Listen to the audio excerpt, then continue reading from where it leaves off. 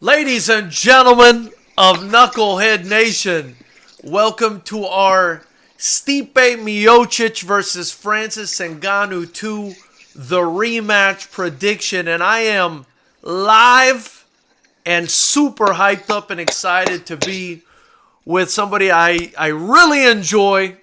Not only is he a professional fighter, right here on your screen, the handsome guy to the right, but he's also an official Fighters Rep commentator, none other than Team Oyama's Chris Cross. Chris, how are you doing, brother? Yes, I'm good. I'm good. Thank you for having me back. I appreciate it. It's the number two appearance on the podcast, and I really appreciate it. Thank you again for having me. Man, we love having you. So first and foremost, Oh before man, we get into this whole thing, I wanted to ask you, man, what have you been up to since the last time we spoke? man. Well, the last time we spoke, it was probably a few months after I had broken my face in my professional debut. So it's been a long road of recovery, getting back to that, convincing my wife to let me get back to training, which I finally did, and then COVID kind of hit, and that threw another wrench in the gears. So trying to work through that with my job, and then I'm boxing now as well. So I added a boxing coach with the Uh-oh. Scrapyard. So I'm boxing now. So that's been going well. So I've been getting back in the gym slowly but surely. My face is recovered. My brain, I don't know if that's ever going to recover, but so far so good. Um, it looks good. It looks good. We're getting back. We're taking steps. We're taking steps towards the comeback. Chris, how'd you break your face and you look better than I do, brother? You look better than me. Oh, that's a lie. You don't have to lie to everybody. You don't want to lie to your audience. You don't have to do that because Ah. that's not true, not even a one bit. Speaking of which, they're streaming in. We've got Jaja Jontash Alvarado in here, Robert Paez. Thank you guys for Okay. joining. I believe Robert Paez is a fighter, if I'm not mistaken. But Yeah, I think he's with the Paez brothers. They're from Classic for Fight sure, Team, for sure, I got a and lot of then they're respect right for over them. here. Oh man, those guys are monsters. I've never met them in person. I met one of them, but they're monsters. I've watched their fights. So Very cool. Hope to have them on a Fighters Rep card soon. And you said you were boxing. Kind of, yep. before we get into this prediction, let me know about this boxing career. What's happening here? Well, I'm boxing with the Scrapyard MMA boxing. It's up in La Habra. It's run by Dominic Valoria, who's a former student of the head coach over at Team Oyama, Colin Oyama. So he's running a boxing gym, and he's got some prospects coming out of there, and two of which are his sons, Brandon and Justin, and they're actually out in Louisiana. They just landed today. They're fighting in the nationals. Well, Justin's fighting in the nationals this week. But Brandon was supposed to fight as well, but he hurt his back. But they're fighting in the national championships out in Louisiana, and they're probably gonna make some noise, man. Justin and Brandon are some two tough kids. Coach Dom is a real good coach. Like I said, he's a student from Coach Colin, so he grinds us. But man, I like boxing. Yeah. I've always liked. I grew up boxing. I grew up in Wahoo with Golden Gloves. That was kind of my first thing to do until my dad put me out, told me I was going to play basketball and football, I which, see. okay, I I didn't mind. see. Don't mind it at all. But yeah, I love it. I love boxing, and I'm hoping to make that debut here soon too as well. Very cool, man. You've got great hands, and if you ever, well, I would invite you to come kickbox, but I love you as a commentator so much that I'm a little bit Oh, reluctant. But if you ever oh, want I to, don't know. I might take you up on that offer if that's one of the only things that comes my way. COVID's shut down quite a bit out here in I California, know, as I you know, know, George. I So know, I know. I can't yeah, wait to yeah, get back to it, man. man. So listen, Chris, I could talk to you all day, and we'll have a lot of time to chat about whatever the heck. But let's talk about this Stipe Miocic versus Let's Francis do it. Ngannou fight, brother. That's what we're here for. Man, it's going down this Saturday. It's for the Hmm. heavyweight championship of the world. It's, in MMA, which is, the sport I got to know Chris Cross in. It's the sport where you Yep. made your professional combat sports debut. And, this is a big one. I mean, this is for the baddest man on the planet. Am I right? The baddest man on the planet right here. I would have to agree with you because Stipe already kind of carries that name, being that he defended the heavyweight belt so many times. But if you look at Francis, you look at his track record. I mean, he's the baddest man on the planet. You know what I mean? He's knocking guys into space. Yeah. It's not even fair. So for sure, this is a huge fight. Baddest man on the planet for sure, and it's gonna. I hope it's gonna be an exciting one. I hope it's going to be an exciting one. I think it will. Before we get into, analyzing this fight, kind of tell me what you thought about the first fight, Chris. Well, the first fight, obviously Stipe won, and I think he had a great game plan going into that fight. Francis was riding a high, like he is now. He was putting people to sleep, and everybody kind of thought that was going to happen as well. But Stipe was able to put up, kind of withstand the power. He showed he had a chin, and he was able to kind of take some of those shots that Francis delivered. And I think Francis, to be honest, he was pretty young in the game. He was still pretty young. He was wrestling was not there, and Stipe took advantage of that. He recognized it early, and he did what he had to do to win.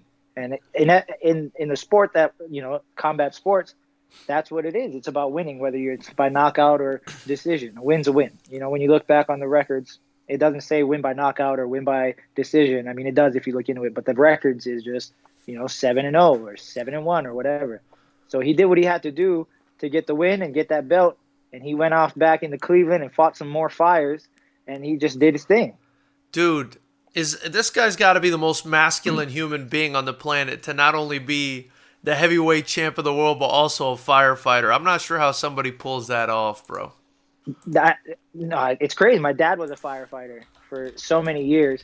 So just trying to think, like, man, my dad, he would have had to train, knowing that how much you have to train to get ready for one of these fights. Yeah. You got to train and then go save lives and fight fires and live in the firehouse. It's like, what? How do you do this? It doesn't make sense. But it just shows the character of Stipe, like the kind of work ethic he has and how dedicated he is to the sport. And he's also kind of playful with it too, which I really enjoy. I mean, he doesn't take things too seriously. He seems kind of goofy, so. Oh, for sure.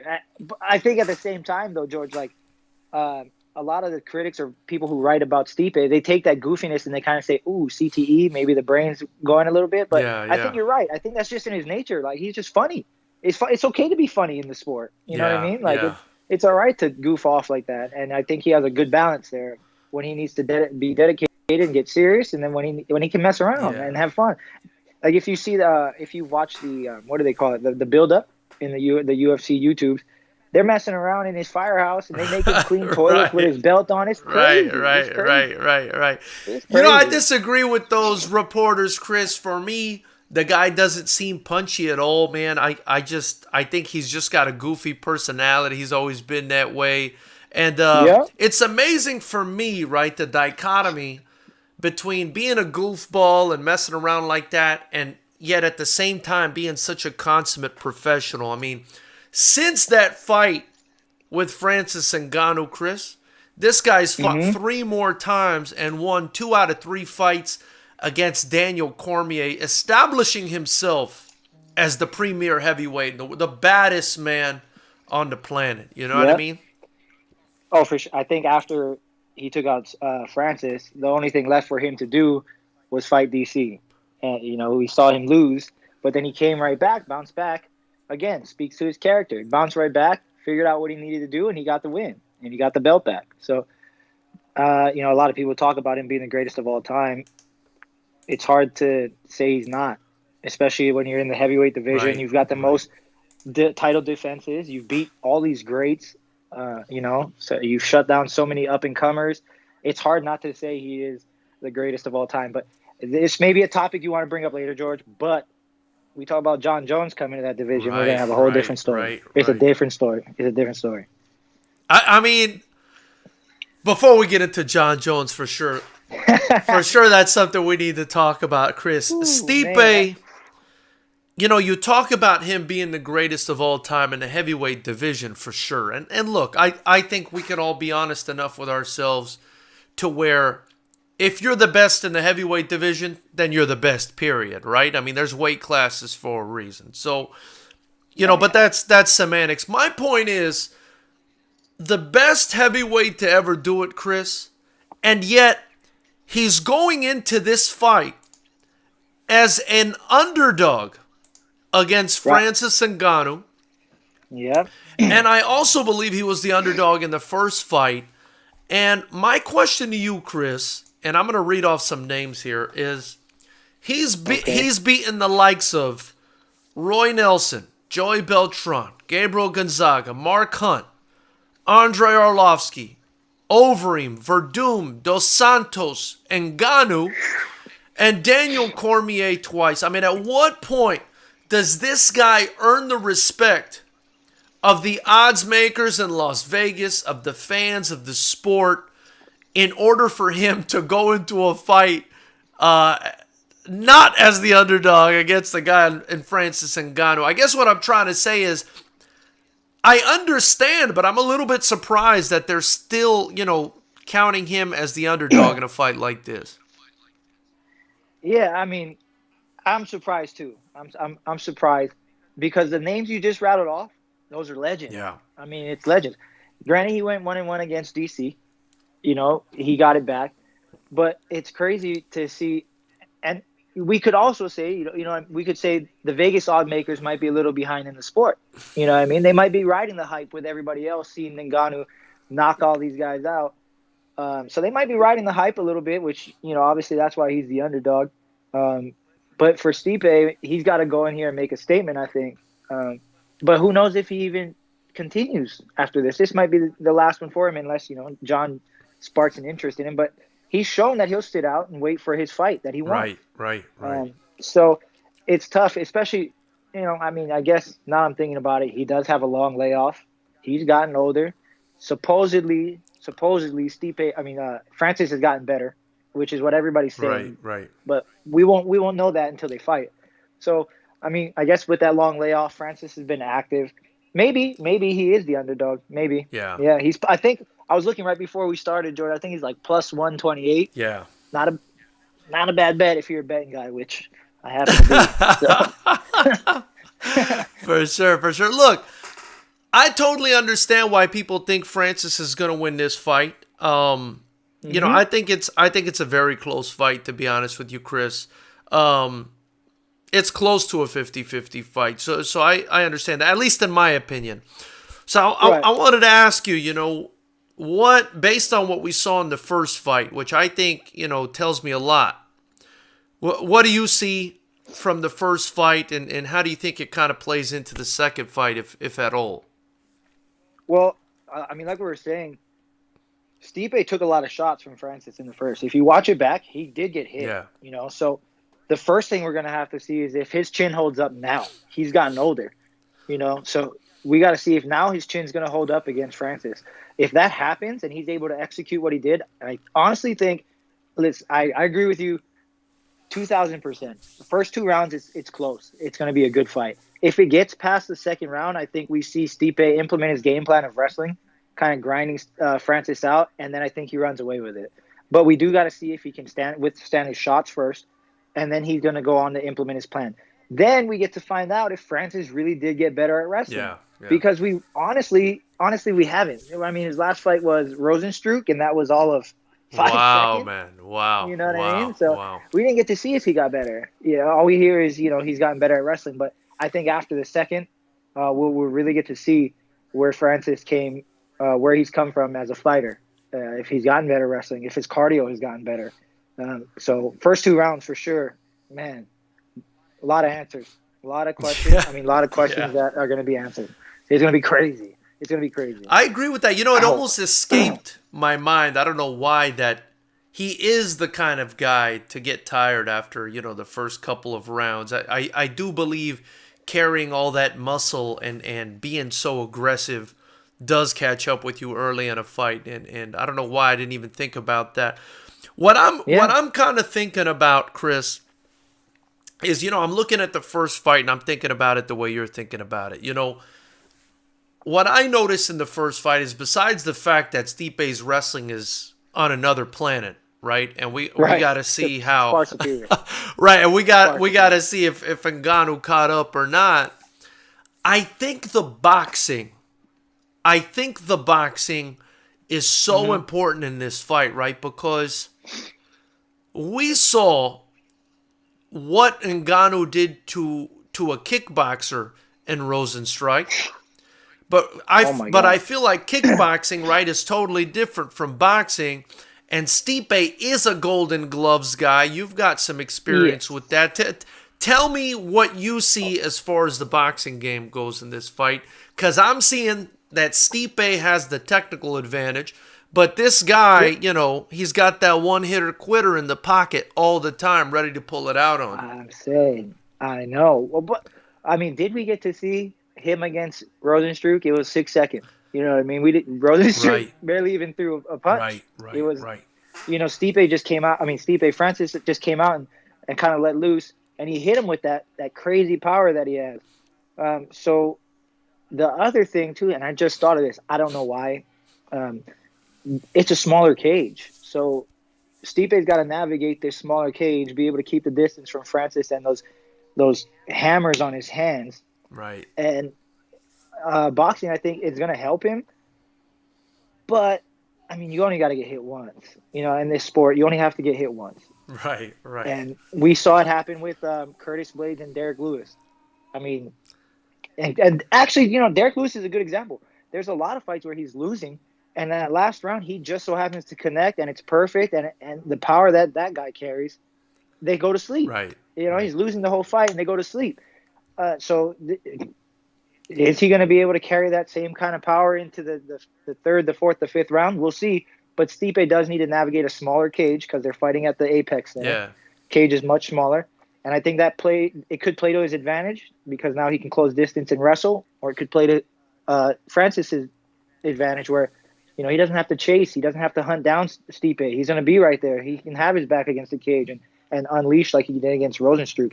It'll be interesting if he comes out like he did against Rosenstruck. It'll be weird if he does. And how crazy would that be if he comes out like he did against Rosenstruck and puts him out in 5 seconds? Like, oh my God. How scary he is already, he gets that much more scary. Yeah. Yeah. Knuckleheads, before we continue, be sure, if this is your first time joining us, like, comment, subscribe, get your Fighters Rep gear in the links below. Be sure to join the channel.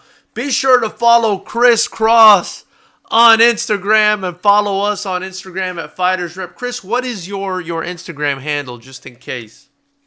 My Instagram handle is Chris K Cross. There you go. CHRISK Cross. There you go. So, Chris, what I wanted to say about the difference between Rosenstruck and I guess Stipe, and you with the boxing background, I feel like you may or may not agree. I think you'll agree, is the fact that I think head movement, right? Head movement is different for boxing than it is for kickboxing. I feel like head movement when it comes to kickboxing in Rosenstruck's case is a lot more subtle. You don't want to move too much because then you get a shin to the head. You know what I mean? Yeah. But I feel like, and we saw it in the first fight, Stipe was able to make his movements a bit more extreme because he does have a boxing background. And I think he realized that Ngannou wasn't really throwing kicks. At the same time, I've been following the embedded, I've been following the YouTube's embedded thing, the UFC's embedded thing, and I see Dewey Cooper. He looks like he's got Francis Ngannou throwing some kicks. So, I mean, we could see some different looks in this fight. Listen, Francis already hits too hard with his hand. Right. We can't let him start throwing kicks and knocking people out with head kicks. It's too scary. I mean, just looking at that guy is scary already. And then you see him knock Overeem's head into space. Okay, now I'm more scared. Now he's going to throw a head kick and knock out Stipe. Oh, my God.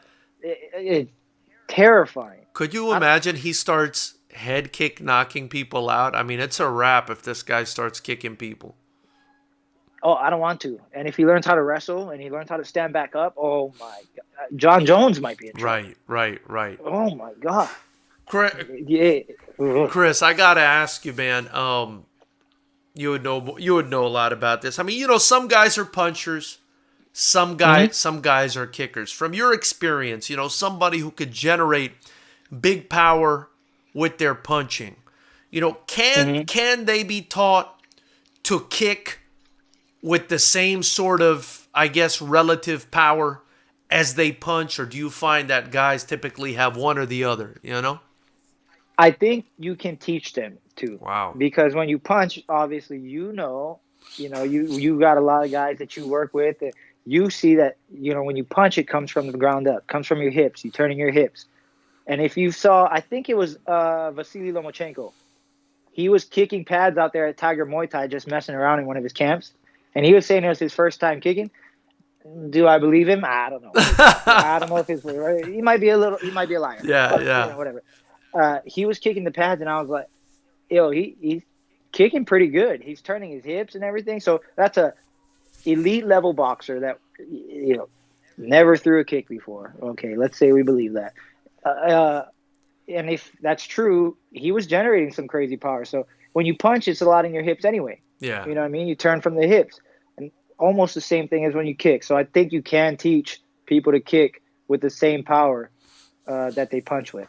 Wow, man, that's a scary prospect. Again, if this guy starts learning how to kick people, I mean, that's gonna be terrifying. He's a long-limbed guy too. I mean, he's not he's not short by any means. By the way, shout out to Cheddar323, Neil the Security in the chat. Appreciate you guys joining us. Guys, any questions you have for me or for Chris, be sure to drop them in the chat.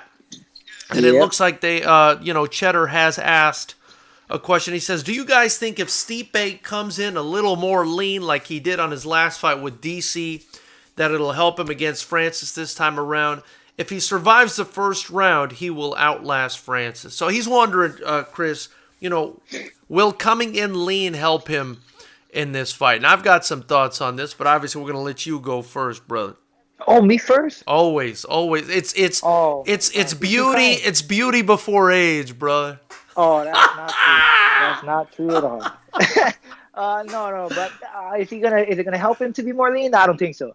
I think because the more weight you carry, I think they say at least you'll be able to withstand a punch. Man, that's exactly what I was thinking. Yeah, he comes in too lean. He's gonna that means if you think about it too, from the whole process of things. Right. The leaner he's gonna come in, the more weight he's gonna have to manage.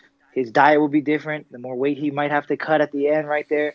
And that's going to play a big effect on his fight performance as well. So the more lean he's going to come in, I think the bigger chance of him getting knocked out. His chin might not be the same as if he's regular Stipe, feeling happy, feeling full, what I mean, hydrated. Right. And on top of that, I think it's better if he's heavier, because when he does get into those pummeling situations, when they're clinching and he's wrestling and he's on the ground, it'll tire Francis more if he's heavier and he's able to use that body weight versus if he's leaner and Francis is able to kind of throw him around a little bit more. A good example of that would be in boxing when you had Deontay Wilder and Tyson Fury. Tyson Fury came in heavier than I think he's ever done in every previous fight. Yeah. But he leaned on Deontay. Deontay got tired, and he used it to his advantage. I think kind of the similar style that Stipe would have to implement against Francis. And if you think about it, it's very similar. Deontay Wilder carries that big punch knockout, and Tyson Fury's a little more nimble. He moves around, head movement a little better. So he leaned on him, got into those clinching situations, got him a little more tired.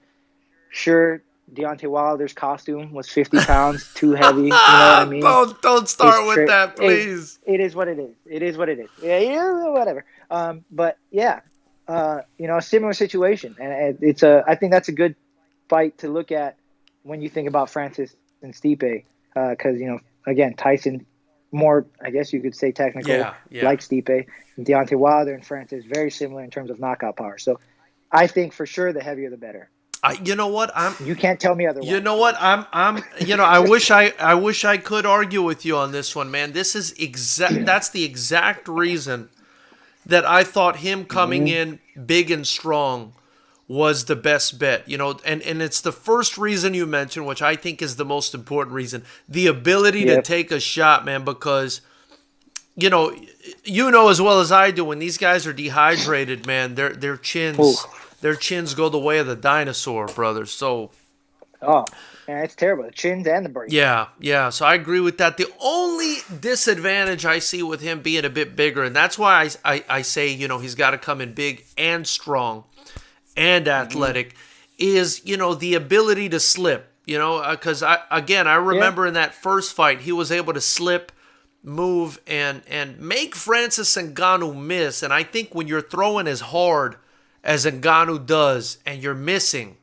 it is just sapping at your stamina, man. And I think, and I think, that's the way I see it. That's why I thought, being lighter could help, but Again, as Right. long as he's Yeah. big and strong and fit and athletic, he'll still be able to get that movement in there. Is the way I feel about it.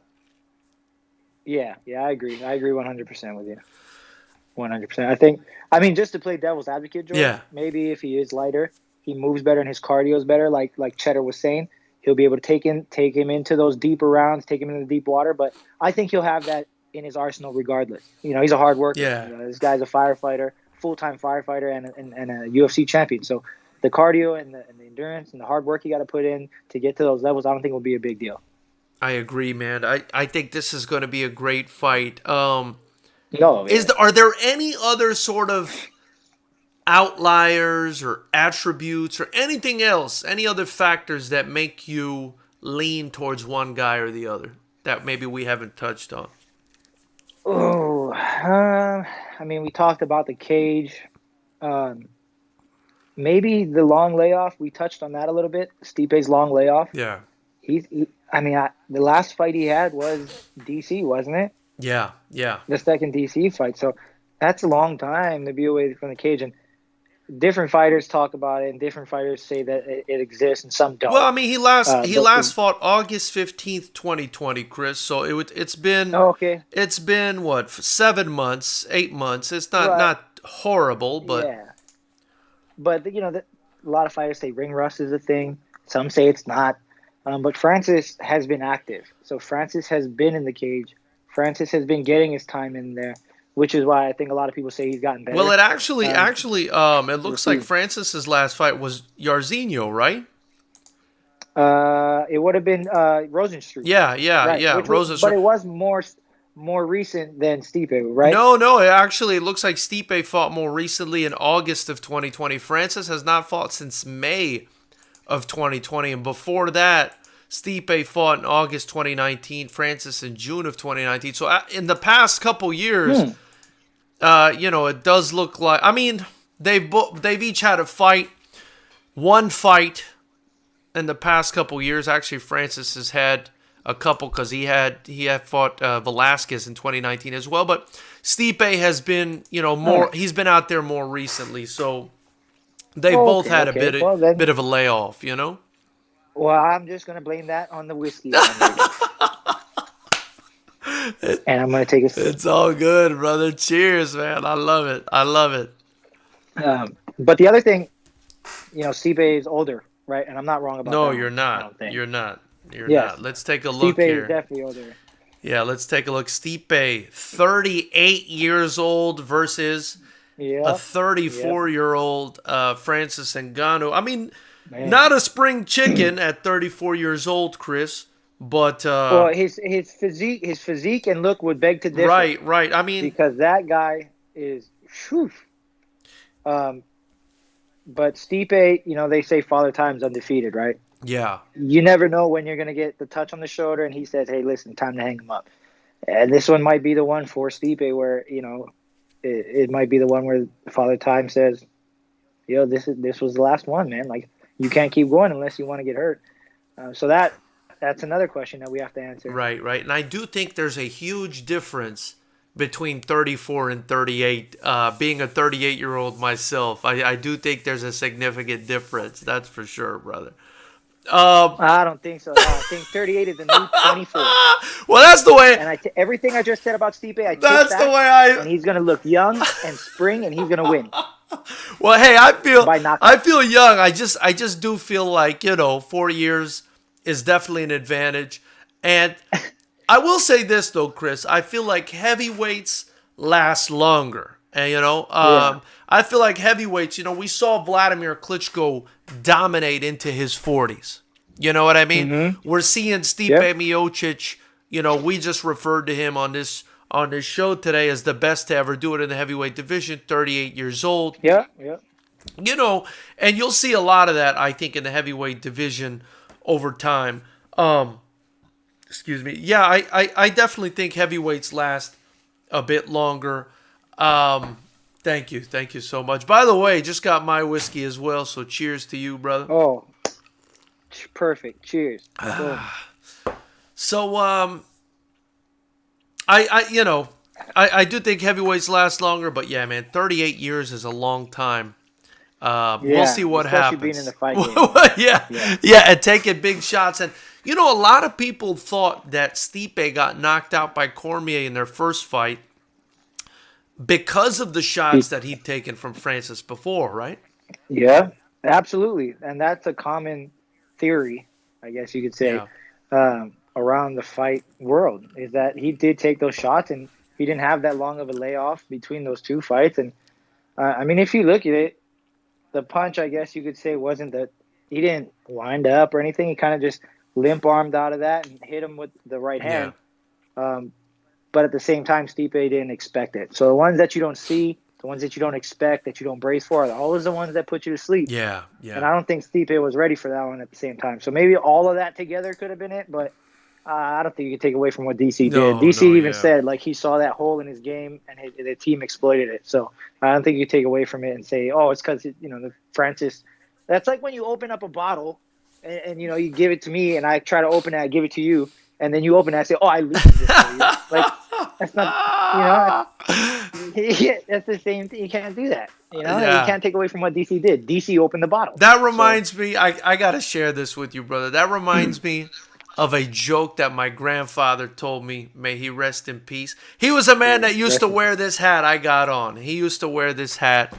May he rest in peace. He told, all right. the joke goes like that. I'm going to tell it to you real quick. It's not a long joke. It's a Let me hear it. man and a woman. They're a married couple.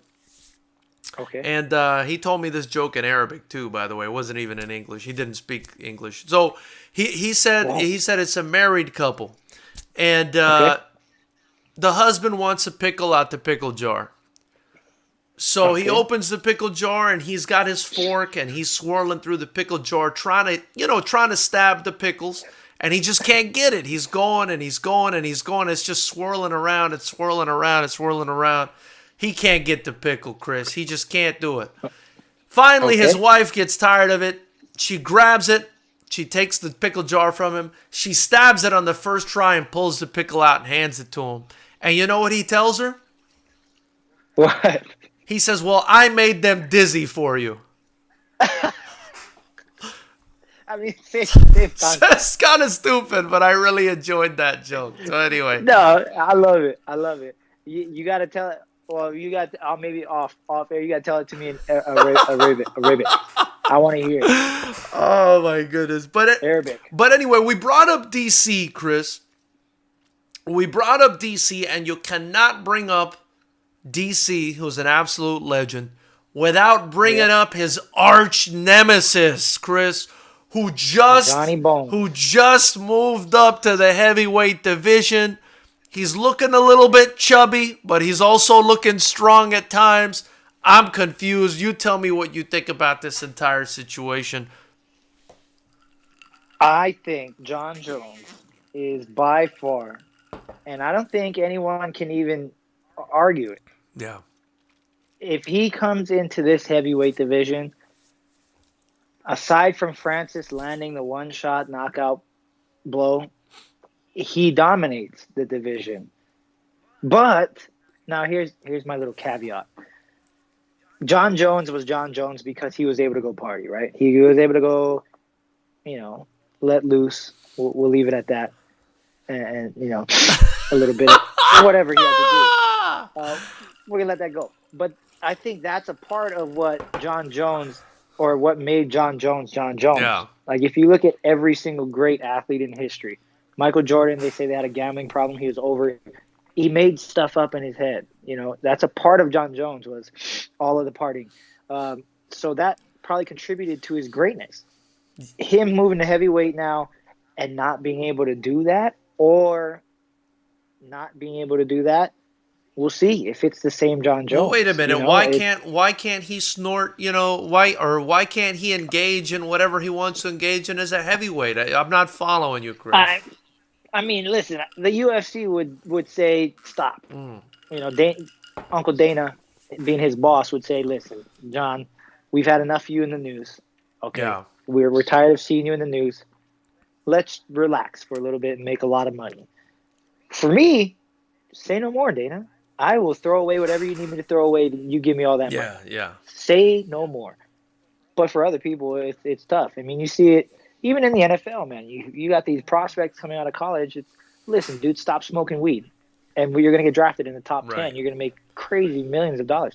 Some of them can't do it. You know what I That's mean? But crazy, man. uh, maybe he does do it in the heavyweight division. He does go out and party, like he did against Gustafsson and stuff like that. But according to what the UFC and what they portray, they would like us to believe that he stopped. Yeah. You know what I mean? So let's say he does stop. Then is it the same John Jones? We don't know. We'll find out. But if it's the same John Jones, there's not a lot of people that's going to beat that guy. I've heard stories, Chris. Of John Jones? Yeah, I've heard stories of people that trained with him that told me they would train, they'd finish, they'd go out and party all night. They couldn't hang with him. He just would party all night long, not even sleep, come into the next training and just beat the shit out of everybody. Oh my! That's a different type of athlete you're dealing with, isn't it? Michael Jordan. There's a buddy of mine when I played football in college.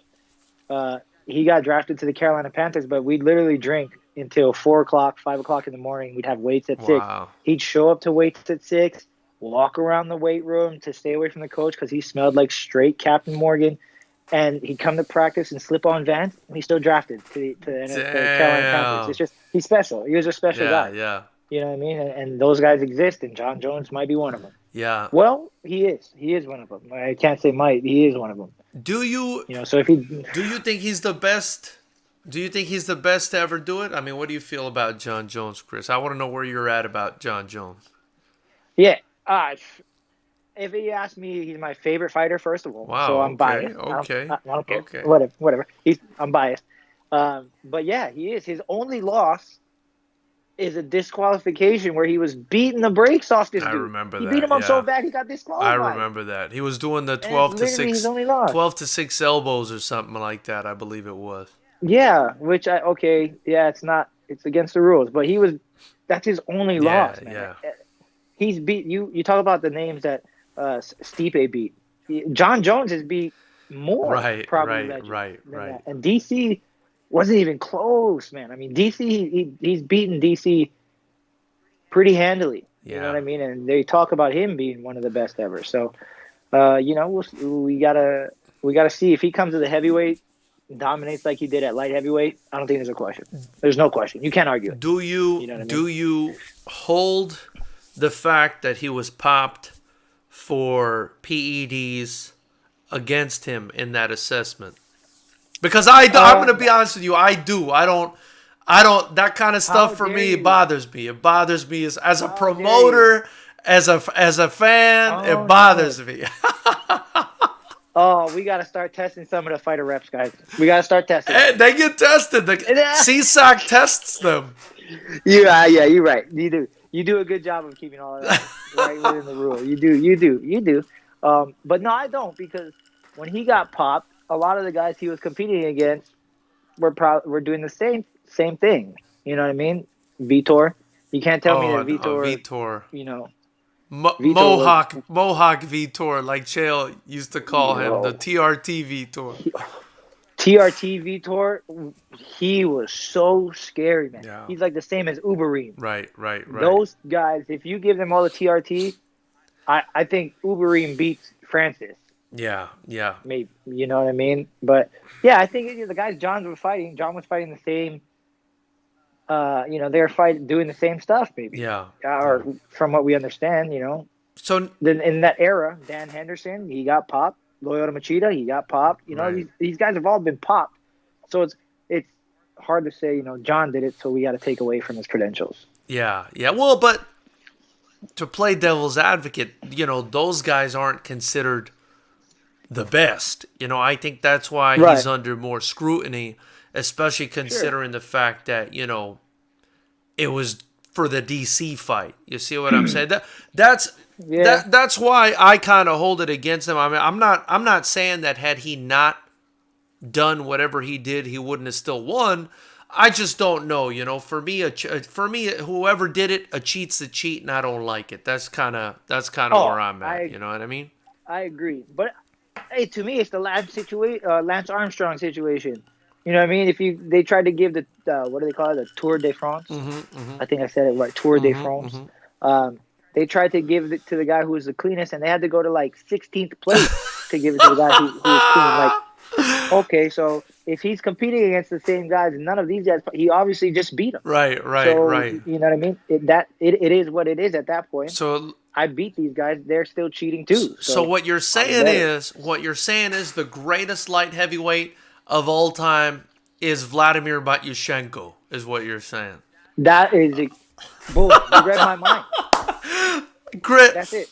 We don't even have to have the conversation. We can hang up. We can hang up. That's over. Chris, we've got Neil the security in here. Okay, what's Shout up, out Neil? to Neil. He says, who would you rather see fight John Jones? So between these two guys, well, first and foremost, let's get a prediction from Chris Cross as to who's Okay. going to win this fight, and then you tell us who you prefer to fight John Jones. Okay. If I had to predict who is winning this fight, and like I said earlier, I do like to wager a little finances on fights. I'm gonna go with Stipe. All right, all right, all right. And in what fashion? I think he wins by decision. You know what? I hate it. I hate it that great minds think alike. It is. Yep. And I got to go with Stipe by decision as well, man. I got to go with Stipe by decision as well. I just think the guy has just done too much for us to be writing him off as any sort of underdog. I mean, I understand it. This guy's got fucking a hydrogen bomb in each hand, right? If he hits you with either hand, you can die, like what happened to Overeem, where he went into the afterlife and then came back. but Stipe, man, just the boxing, the intelligence, like when he shifted to the body against DC in that second fight, I mean, that was fucking brilliant, man. Pretty. The boxing, the That's head pretty. movement, the wrestling superiority. Just he's been at it too long, man. I got to give it to Stipe, but I could see Francis killing him as well.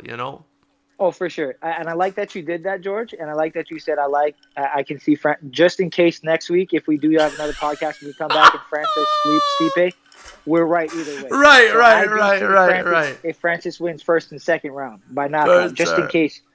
And if you edit, maybe next week we'll tweak a few things. We'll come back. Oh next no, week there's no editing. This is live. So if you embarrass yourself, nothing's getting edited ever, Chris. Oh, shoot. Okay, well then I got Stipe by decision, but I can see Francis win. Yeah. I mean, look, we got to be honest here. This is a close fight. You know what I mean? This is a very close fight, I think. Let's see here. Let's see here. I'm bummed out. We've got okay. I almost forgot because of the whiskey, the follow-up question. Who do you want to see against John Jones? Who would you rather see against John Jones of these two heavyweights? Who would I rather see, or who do I want to see? Because I think I think it might be different answers. Who would you rather see? According to Neil the security, who would you rather see? Listen, personally, I want to see him fight Francis. Just because of the danger. I think the danger that he can get knocked into oblivion is so exciting for me. Yeah. And if he wins that fight, then maybe he goes on to fight Stipe. But Francis for me, 100%. Stipe and him might be a more technical fight. Yeah. But him and Francis would be crazy to see how he approaches it, just because Francis's power. Yeah. What are you on the same page with me here? Yeah, I want to see both, but I would rather see Francis just because, like you said, the potential of getting knocked out, how he would approach it. And then, the way John Jones has performed in his last couple fights, I mean, maybe it was time for him to move up to heavyweight, or maybe he's entering the twilight of his career for what he put his body through. I mean, I don't know what's happening. Maybe the light heavyweight division is just underrated, but I felt like the Dominic Reyes fight was close. Oh, yeah. The Thiago Santos fight was close. He did have a very close fight that I thought he might have just barely lost against Alexander Gustafsson. In Yep. the first one. In the second one, he just beat The his first one, ass. he Yeah, yeah. but in the Yep. first one, I was very impressed by Gustafson. Yeah, he definitely had some close And fights for and sure. I don't know if that's him maybe not getting up for these guys, or maybe he's just approaching the end of his career, or maybe it was time for him to move up to heavyweight. Because I want to share something with you, Chris, and I don't know how other people feel about it. I mean, you know me, I'm a pretty big guy. I'm about 6'2", 6'3". I'm a heavyweight. I weigh fucking Yeah, but 220. you're like a lean Stipe, like a lean Stipe. Well, just in case anybody out there hasn't seen George, he's like a lean Stipe. I wish. But look, I when I was 20, I think I was in my mid 20s or late 20s the first time I watched John Jones fight. And it was against Ryan Bader. I don't know if you remember that fight. Yeah, yeah, Ryan Bader. Yeah. I had gone out to Vegas. He was still coming up. And I saw him in the lobby of the Mandalay Bay, Chris, and I felt like he towered over me. I mean, I felt like he was at least 2 inches taller than me, right? Dang. And at the time, I was probably 210, myself 250, 250, whatever. I thought to myself when I met him and I shook his hand, I said, how is this human being cutting down to 205 pounds? He's bigger than me. You know what I mean? Yeah. So Yeah, I don't yeah. know. I don't know. And I know he's a skinny, lanky guy, but I just don't know, Chris, how long a guy this size, as somebody who's Right. close to that size, can stay under 205 pounds. I felt like maybe it's time for him to move up. What do you think about Yeah, that? I mean, I agree with you because you look at his who his brothers are too. They're NFL football players, so maybe he is growing into his body. He's a late bloomer, what they call it. Yeah. You know what I mean? Yeah. Because his brothers are not small. No. His brothers play defensive I line know. Big in the boys. NFL. Big So boys. yeah, they're big boys. So maybe he is a late bloomer and he is starting to have trouble getting down on the weight. 'Cause Listen, Chris, as I he- know you're Hawaiian, brother. I know you love You football. know it. I know you love football, but don't forget, You know it. born and raised in Miami-Dade County. I love football, brother. Don't boy. forget. Oh boy, Dade County produces. I think they're like top 5 most NFL players. In Dade County. I got my friend Trigger Steve is from There Dade you County. go. Man, Dade County loves football. But yeah, they're football players in the NFL. And So maybe he's a late bloomer. and And he's growing into his body. I'll add this just to get some cheap glory on this show. I could dunk a that's basketball cool. when I was 15 years old. Just to let you know how athletic we were down in Miami. At 15? Down in Miami. I was 15. I was dunking basketballs. But anyway. Oh, you're like a lean Francis. Then. I'm gonna change it. You were a lean Francis. I'm a fat I think Francis. Stipe struggled. I'm a fat Stipe might Francis. struggle getting above the rim. I gotta believe Francis is. Yeah. So I'm gonna say lean Francis.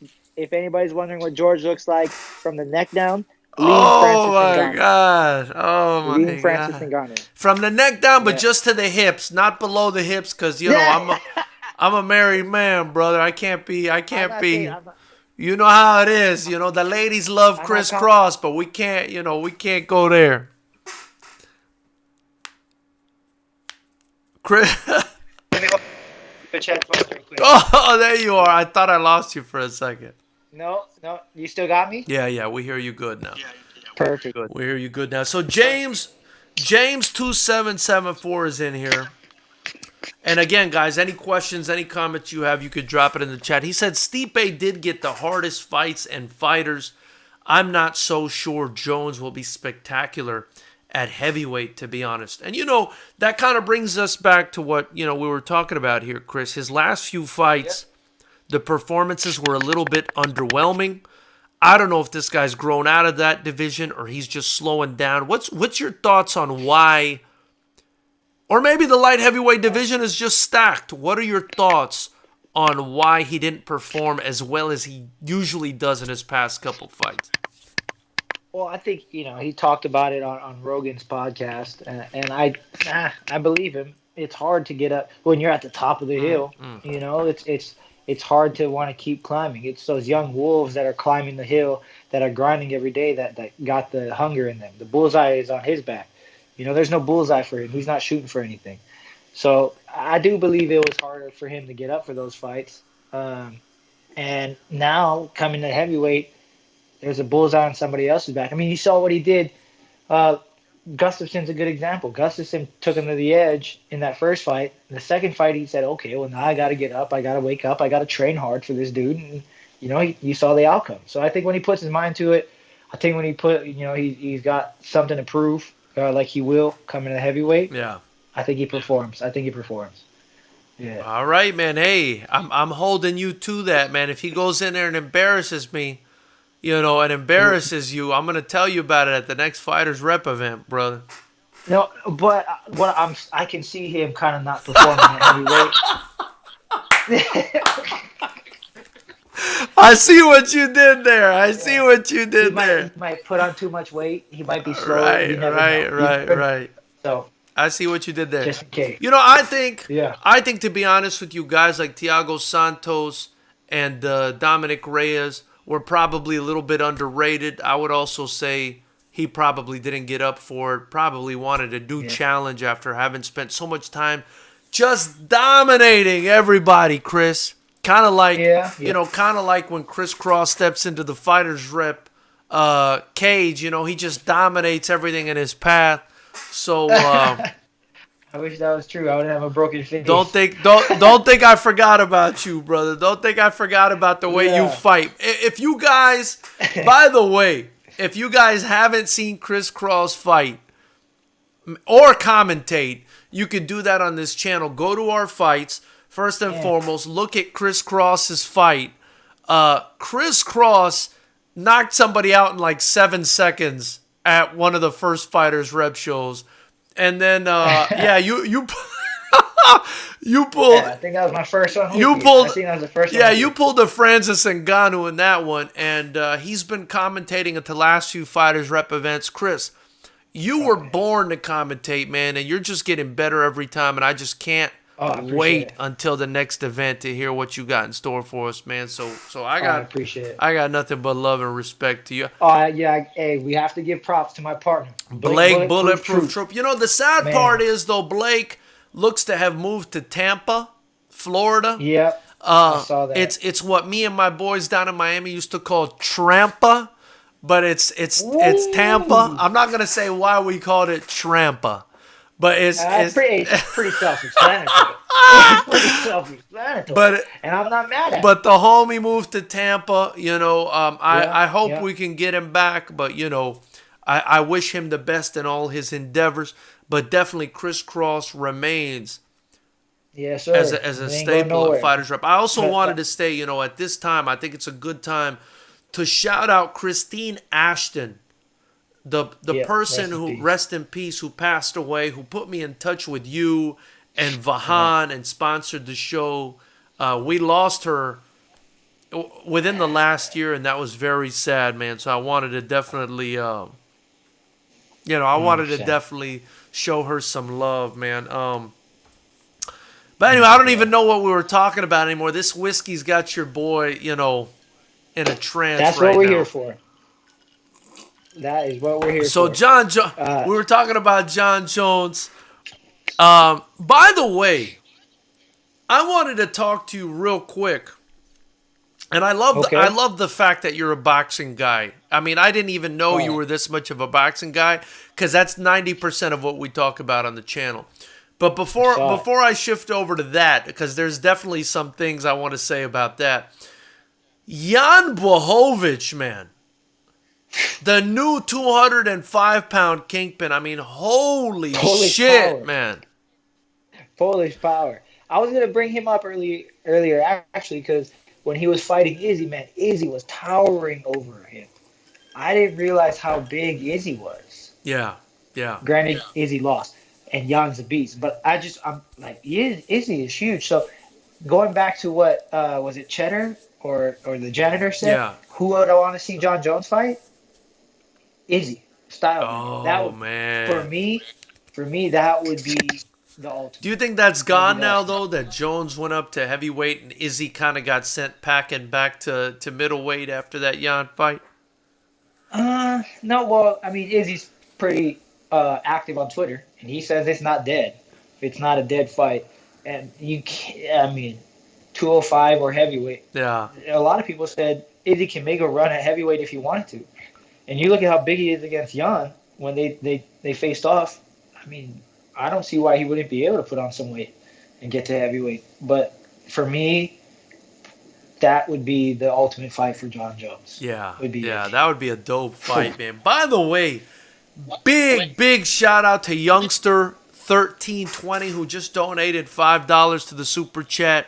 Let's go. He said to all Canelo haters, I got Venmo and Cash App ready.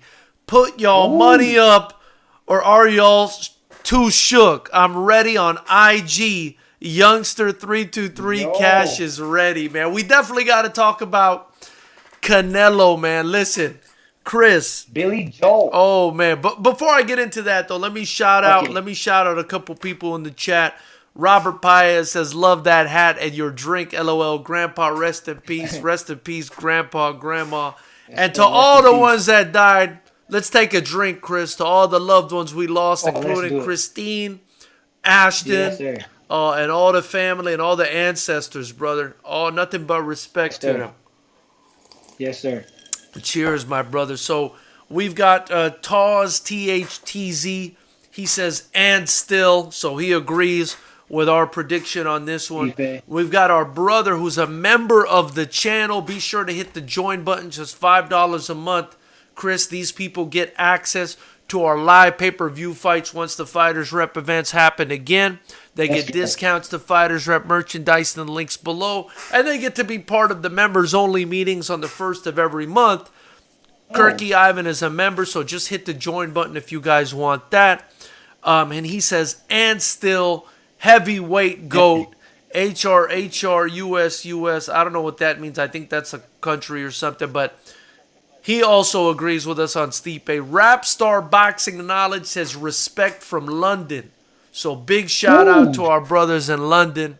What's up, London? Kirky Ivan says, I'm MMA fans, not Savage Puncher fans. So heavyweight GOAT Stipe versus light heavyweight Bones is biggest fight. And Kirky Ivan is a member of the channel.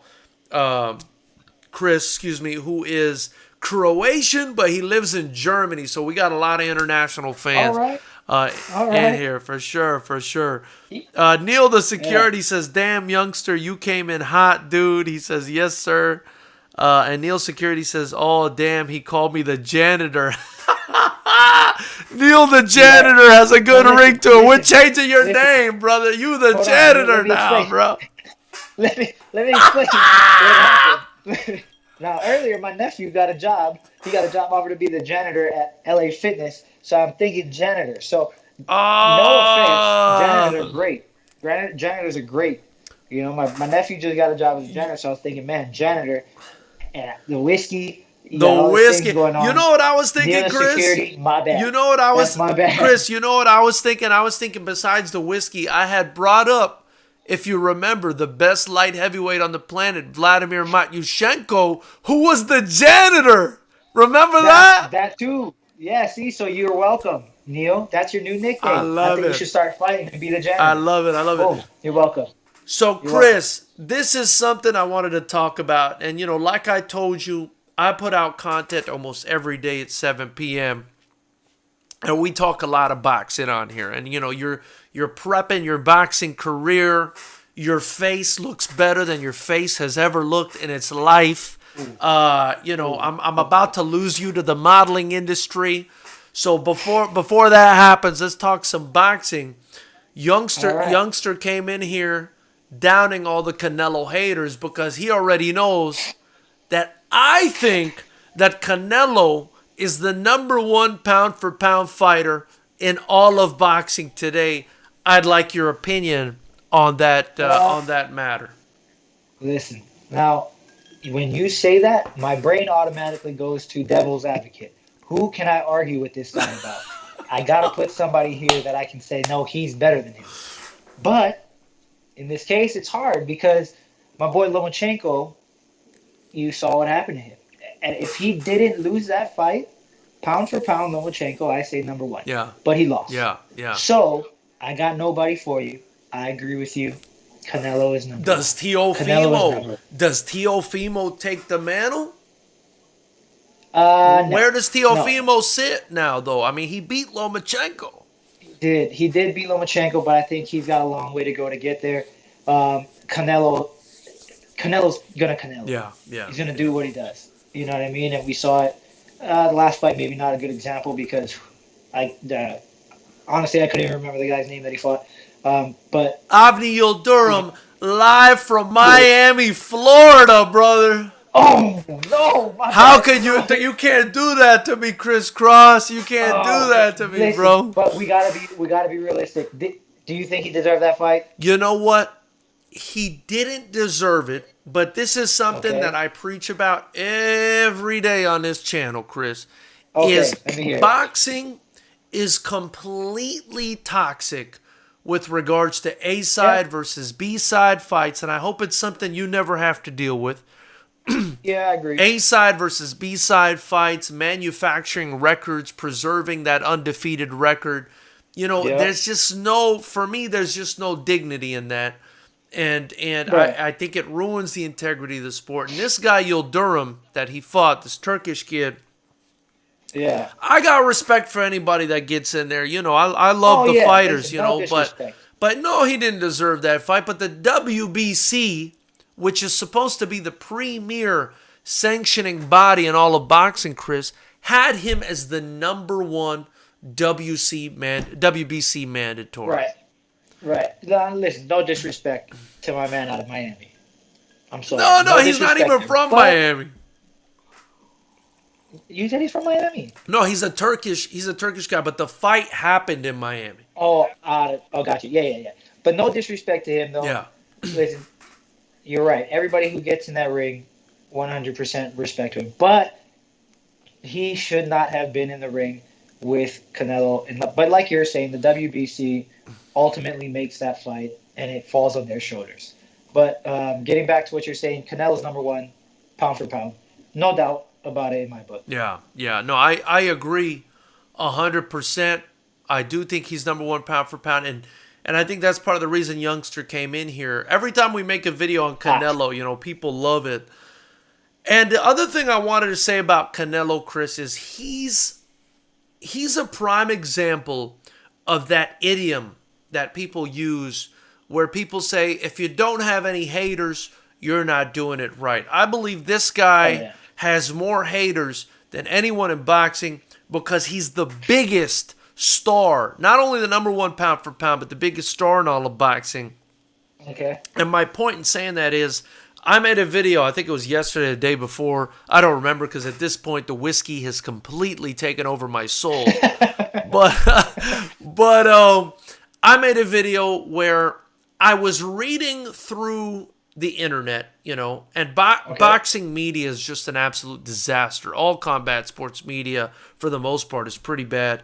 But boxing is especially biased, especially in the YouTube, you know, world. But anyway, somebody had put up an article, and, you know, and this is supposed to be like a respectable outlet. They put up an article saying that, because I don't know if you know this, Canelo's next fight versus Billy Joe Saunders is going to have 60,000 seats available for people to buy tickets. Right. I mean, it's in Texas, and it's going to be the first fight that's wide open to the public. That's right, because Texas is their own country. Right. But yep, continue. Right. So they've got 60,000 seats for sale for this event, and this media outlet had the audacity, right? They had the audacity to say that Canelo Alvarez may have a difficult time selling tickets. Oh, that's crazy. In a pandemic, but may have a difficult time selling these 60,000 seats in a pandemic. And immediately I thought to myself, as a promoter, someone living in Southern California, and I made a video about this. I said, listen, La Raza by itself, the Mexican Americans and the Mexicans by themselves are going to fill up 60,000, 80,000, 100,000, Whatever you want, Chris, is what I said. It, especially in Texas. Come on. And listen, In, you're a Hawaiian brother. You know what I mean? yo, But I'm born and raised. you've been living down here in Southern California. Am I right or am I right on this one? 1,000% right. There, that thing's gonna be sold out in no. I mean, that was. They should take away that guy's permit to write or whatever you guys call it. He shouldn't even be right. Well, that's the stupidest thing I ever heard. It's You crazy. don't need shit to But write. That's the problem with journalism. You don't need shit. Anybody can be a journalist, right? oh, say no more. Right now, me and you are bootleg journalists. Right now. Say no more. I think we should start a fighters rap magazine, and I'll be the first one. So But let Chris, me go back. Hold on. Let me rewind. go here ahead, real go quick, ahead, George. go Let me ahead, ask you a go question. ahead, go ahead. Time out. So when we're talking about John Jones being the greatest, Yeah. right, you had a mention that he couldn't be your greatest because he popped. Uh-oh. You know, Canelo Neil the popped. security just asked this question a little while ago. I think I know where you're going. Go ahead. Go ahead. Canelo popped. So what's the difference between the two, and why is Canelo still your number one pound for pound I boxer? think Canelo's excuse is a lot more plausible than John Jones, first off. Second Okay. off, John Jones popped multiple times. As far Okay. as I know, Canelo popped one time for a chemical that is commonly found in meat in Mexico. But again, I could be wrong. It did make me think about it. And there is an asterisk there. You know, so I can't be Okay. hypocritical. There is an asterisk Ah. there. But I feel like the level of popness is a little bit lower than John Jones' The level level of of pop. popness. You tell All me. right, I'll give you that. I'll give you that. That was a good answer. I wasn't ready for that. I wasn't ready for Thank that. you. I didn't know you did that much research into the meat in Well, Mexico. I'm a I didn't lawyer. I know mean, that. you know I'm a lawyer, right? That's I true. never tell any of you guys, but yeah. No? Yes, I do. Yes, I did. I think you told me that. And that was a good answer. And I apologize. We got to move on. Neil, don't ever question George again. You hear that? Man, that was a good answer. That's the funniest shit I've ever heard. But look, That was a good what I answer. what I've heard is the meat in Mexico or whatever it is actually contains that substance. I forgot the name of what it is. That's And you crazy. know, when people said, I'm also a huge fan of Dillian White. I don't know if you know who Dillian White is. Yes, I do. He fights Alexander Povetkin in a rematch on Saturday. I love Yep. Dillian White because he comes from a Muay Thai kickboxing background and he just wants to fight everybody. I love the fucking Yeah. guy's courage, you know? Yep. And people hated on him, but the couple times that he popped, you know, I looked into that as well. The first time it was a supplement that was like being sold, I think, all over the UK. And once they found out that it had that ingredient in it that was causing people to be popped, they removed it. Uh-huh. So I felt like that wasn't really his fault. And then the other time he was popped, it could have been like a false positive or a contaminated test because immediately before he tested clean, and immediately after for the next 29 days he tested clean. So how could you only test positive on that one day? You see what I'm saying? And when I saw That's that, it, yeah. right, and when I saw that explanation, you know, I decided to kind of take a deep dive into the subject. Uh-huh. And for me, I just found it to be more plausible that it was a contaminated test than him actually having, because it would have stayed in his system. You see what I'm saying? I do. Yeah, definitely. So, you know, you can't just automatically, you know, convict in the court of public opinion these fighters. I mean, these guys work hard. I give them the benefit of the doubt. You know what I Man, mean? you are dropping knowledge, Sage. I'm not gonna lie. I'm gonna go around the gyms looking for arguments about Dillian White. By the way, Can't wait for the one person that says he popped. Let me tell you something about that.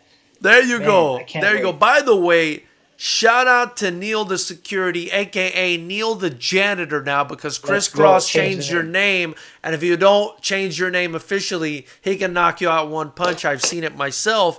He says clenbuterol, so it's clenbuterol, I believe, that's in the meat In in Mexico. Mexico? Yeah, yeah.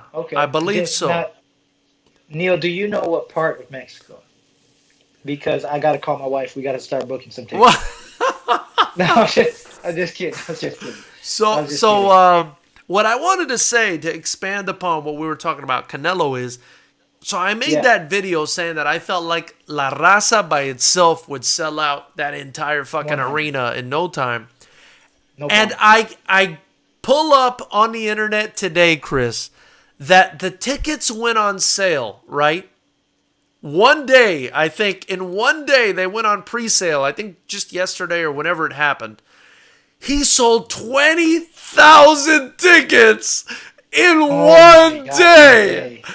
And And I said to myself, I wish there was a journalistic license like you're talking about for that to revoke. journalist to have his revoked, because this man Yeah. proved me so right. In one day, 20,000. And get this, Chris. You and I both know. Where's Billy Joe Saunders from, Chris? Where's he from? He's I know he's what are they called? Is he He's just like Tyson is he Fury. from the United States? No, I'm trying to think what he Well, is. he's Gypsy. a He's a gypsy gypsy, from the right? UK, right? He's from out in the UK. Right. So He's these a gypsy from the people, UK. so these people buying these 20,000 tickets. Listen, you can't travel as far as I'm aware, you can't travel internationally right now, right? I don't think you can. No, I don't think you can. So who are the mother flowers buying 20,000 tickets to watch Canelo Alvarez fight a guy that's not even from here, crisscross? You tell me, brother. You The tell gypsies. me, brother. Nah, nah, Not the no. gypsies. But I'm going to go back again to just play devil's advocate and kind of help out this journalist. Maybe what he was talking about was the financial instability of the economy that we have nowadays. Maybe he's thinking, man, nobody's going to want to spend money on a boxing match Oh, because they got to, maybe I'm just trying to help him yeah, out. yeah, that's And I very felt nice bad. of you. You're a nice guy. Only Yeah, outside of the ring and outside of the cage are you a nice guy. Yeah, but I mean, maybe he's looking at it from that perspective, where who knows how much the tickets are going to be. People don't got all the money in the world right now because of everything that's going on, so they might have to spend it in other places. But the 20,000 tickets that sold out proves you correct once Thank again, you, sir. George. In one day. And the fight That's and the crazy. fight is not until the 8th of May.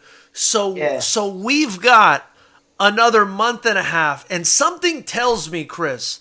I mean, sell 40,000 sometimes, tickets. sometimes my instinct is off, right? But something tells me that if you sold 20,000 tickets in the first day, then you're probably going to make it to the 60,000 mark by the 8th of May. I could be wrong though. This hat, Yeah, look, I'm wearing an old hat that people used to wear. I'm out of it. I'm drinking whiskey. Who knows? I could be totally off my rocker over here.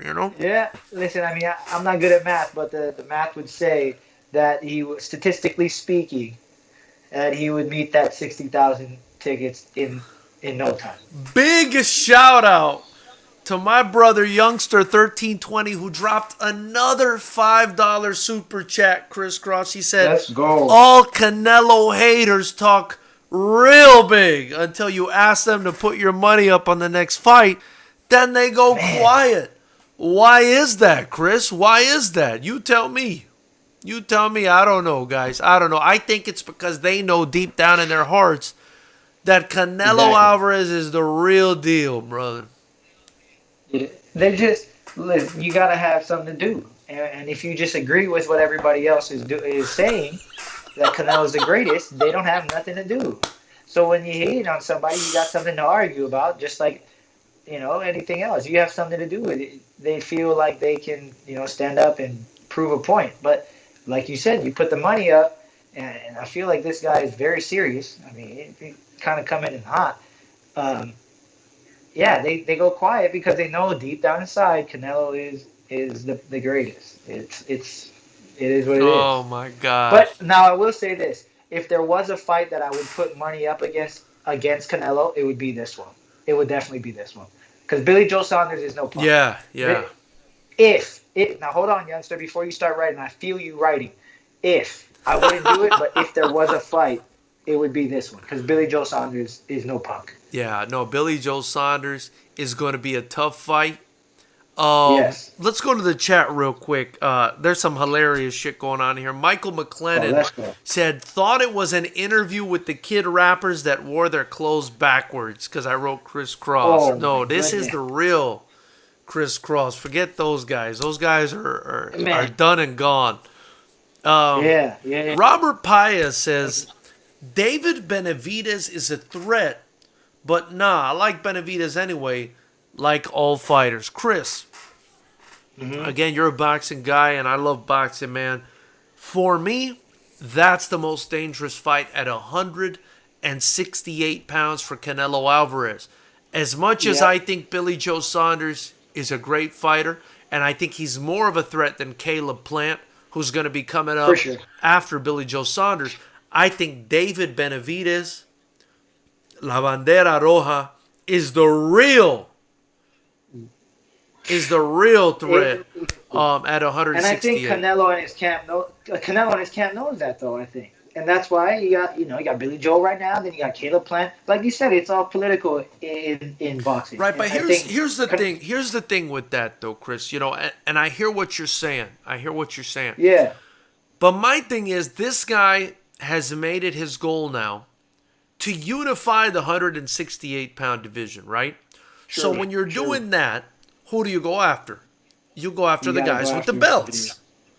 And Yep, David that's true. David Benavidez, as we know, lost the WBC belt that Canelo just fought for and won against Avni Yildirim because he didn't make weight. He lost it on the scales. Before that, I believe he lost it another time for popping for cocaine. So the guys with the belts that are remaining are Billy Joe Saunders, who's a good, Right. very good fighter. I mean, Very good for me, fighter. the best champion at 168.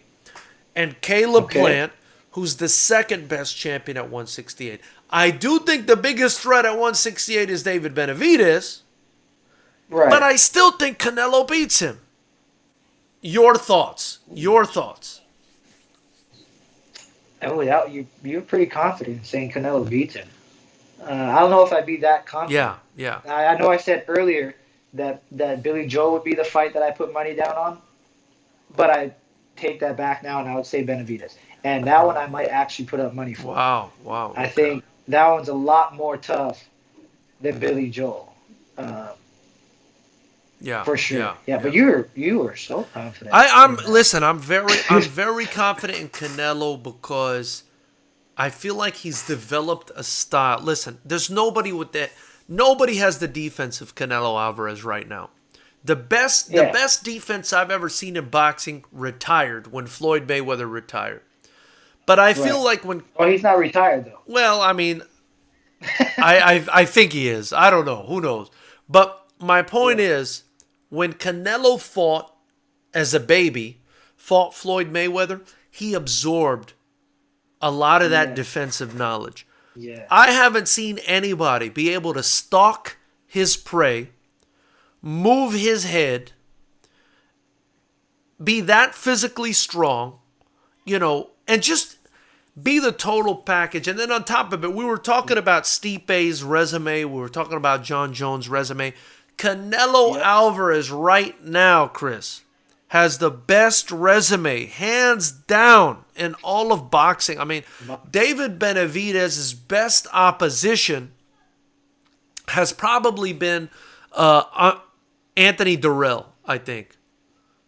That's the best person he's fought. I mean, I would not be confident putting my money on anyone against Canelo because he's fought Mayweather and Cotto and Shane Mosley and just you name it. He's fought every Austin Trout when he was really good and and Erislandi Lara.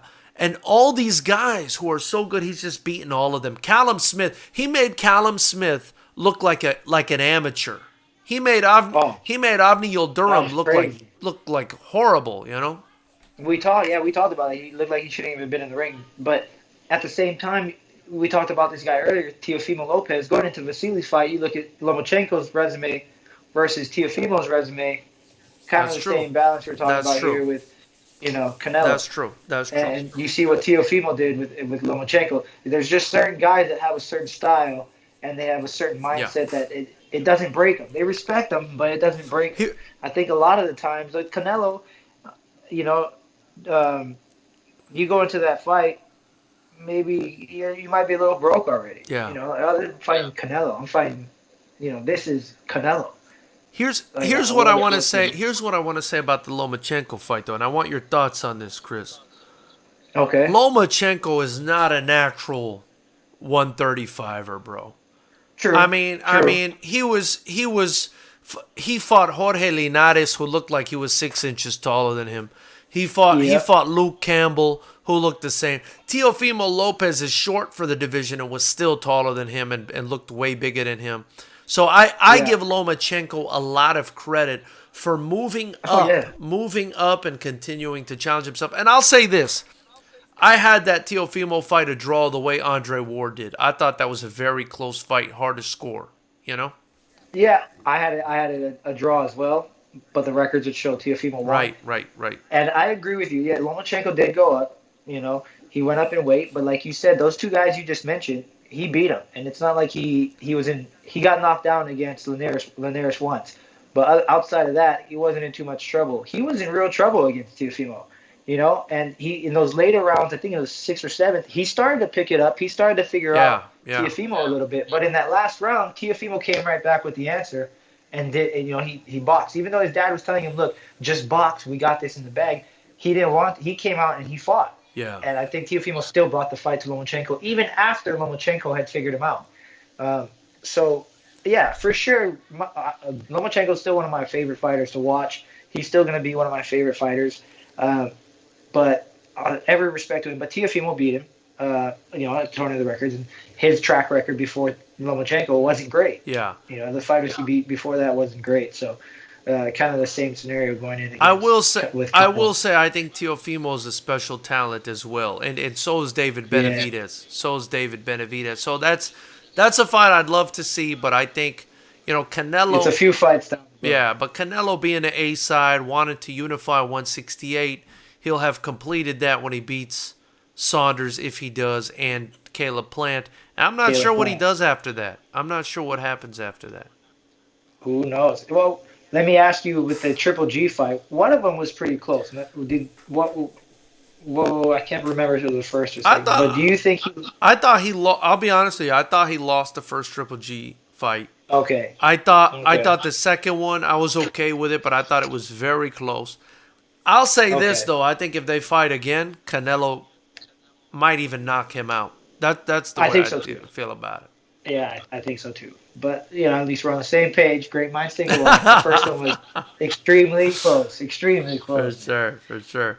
But, Neil yeah, the yeah. Security, Chris, says people won't be satisfied unless Canelo fights a Fury or Joshua. That is hilarious, bro. Oh my God, that would be in the age of the fights we have now. I mean, like we're just saying, Floyd's not retired. Floyd's fighting one of the Paul brothers. Yeah, You know what I mean? yeah, So yeah. it's crazy. Lamar Odom is fighting the brother of a boy band. Right, but guy, look, you know what I mean? the It's Floyd crazy.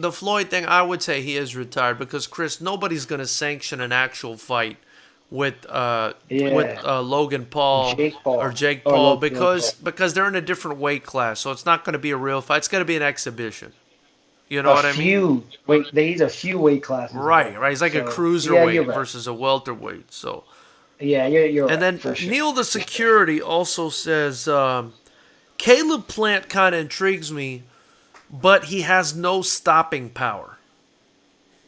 Yeah, I think. Oh, I still think Billy Joel's a tougher fight for Canelo than Caleb Plant because of that. Because of that stopping power you're talking about. I mean, Canelo's got a chin on him. You seen him take the shots from Triple G and kind of just walk through. Yeah. So, What do you think? Why do you know, think Billy Joe is a tough fight for Canelo? I think his style is different. Him and Tyson Fury, their style of fighting is so different than anybody else in the world, in that boxing world. It's so unorthodox, and on top of that, the mental side of the game, I don't think will bother Billy Joe at all because of his that gypsy mindset. They don't care. Yeah. It is what it is, kind of thing. Yeah. Uh, So I think that plays to his advantage as well. Like, cool, I'm fighting Canelo, whatever. He's gonna still go do his thing. Versus somebody else fighting Canelo, it's oh my God, I'm fighting Canelo. But his style is so much different than anybody else I think Canelo has seen, for sure. Yeah, yeah. Chris, believe it or not, man, I've had you on here for almost an hour and a half. Is your significant other about to punch me in the face, or are we still good? Oh, we are good to go, man. She gets it. She understands. I will say this: my significant other, Kaylee, I love her to death. She hits hard.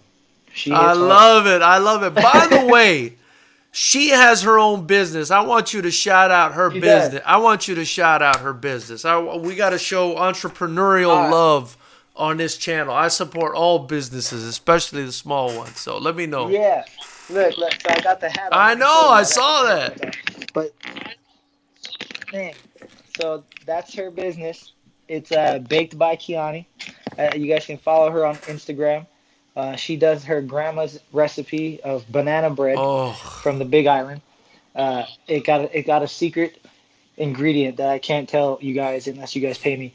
Um, and we'll get you some, George. But she does specials from here and there. You know, her base breads is like the plain banana. She's got a chocolate chip, a macadamia nut. yeah. So go over to her Instagram, follow her. She's taking a couple weeks off just to get everything straight with the paperwork and packaging. But once she's back, man, you guys got to eat it. I'm telling you, man, it's so hard to come home on Fridays and the house smells like banana Oh bread my and I God, can't bro. have any. Oh my Is goodness. banana bread like a My big? heart's been broken so many times. Is banana bread like a big thing in Go ahead. Hawaii or something? I think it's a big thing in Bro, Hawaii. I I love that love shit. it. I don't know why I No, but in like it Hawaii, so it's a lot. much, Yeah. man. Oh, it's so good. And there's been like maybe two or three times where I've came home and she didn't make any extra, and it just breaks my heart. And she makes Well, fun I'm of gonna me. buy some. I'm But gonna buy some now yeah, just to my favorite support. is the chocolate chip. Oh, you want to support? You can go over and just follow the page, guys, and repost when she's back. But we'll get you some, George. We'll get you that chocolate on you. No, no, no, I don't want the So good. chocolate. I don't want the I just want the regular What? banana bread. Yeah, I don't like chocolate. I don't like chocolate. They at my house, listen, Chris, they want to put chocolate in everything at my house. I'm over chocolate. I just want the real Oh deal, my goodness. Holyfield regular banana bread. That's what I want, brother. Okay, we could do that. We could do that for you. Yep. Yeah, we got you. We Neil got you. Neil the security Chris says, "What's your thoughts on Andy Ruiz making his pay-per-view return?" Oh man. Um, Listen. Have you seen the pictures of that guy lately? He looks He incredible. is incredible, and he beat. When he beat Anthony Joshua, they said he came right off the couch. So it's scary to see.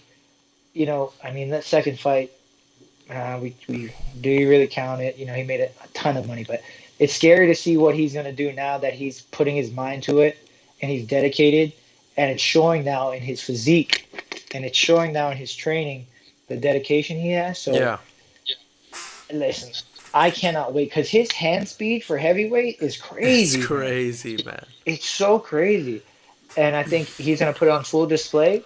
And who knows? Maybe he'll be back in that conversation with the big three up there. Yeah, yeah. Well, you guys won't like my answer on this, but it's Oh, probably because I have firsthand experience and knowledge, Chris, with okay, okay. Andy Ruiz's trainer, Manny Robles, Yep. who got him to the mountaintop and who Andy Ruiz ditched for Eddie Reynoso.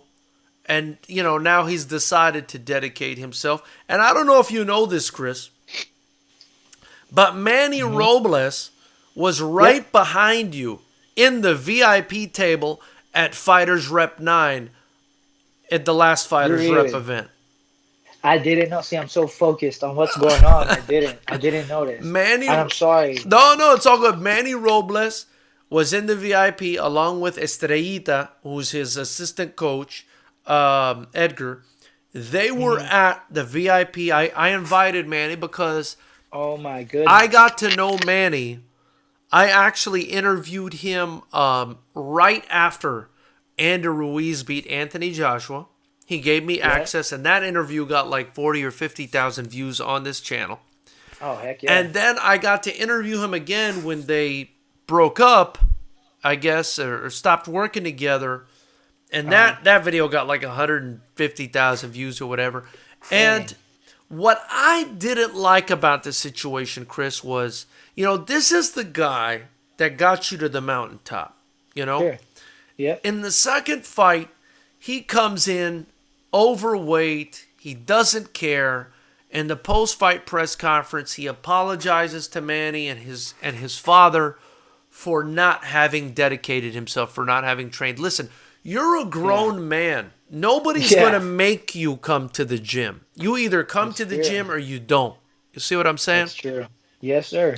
So Yes, as sir. much as I love the fact that he's dedicated himself and he's back in it and he's back in shape, I didn't like the lack of discipline that I saw when he did that, and then the lack of respect that I saw in a recent video where he said that Manny Robles was hating on him when I don't think he was. And the reason I don't think he was is I'm the one who got the initial interview on this channel after they stopped working together. It's the one with, all the views. I'm the one, I guess, that got that story because I'm friends with Manny. Yeah. And I never heard a hateful word come out of Manny's mouth. All he said was, I wish him the best.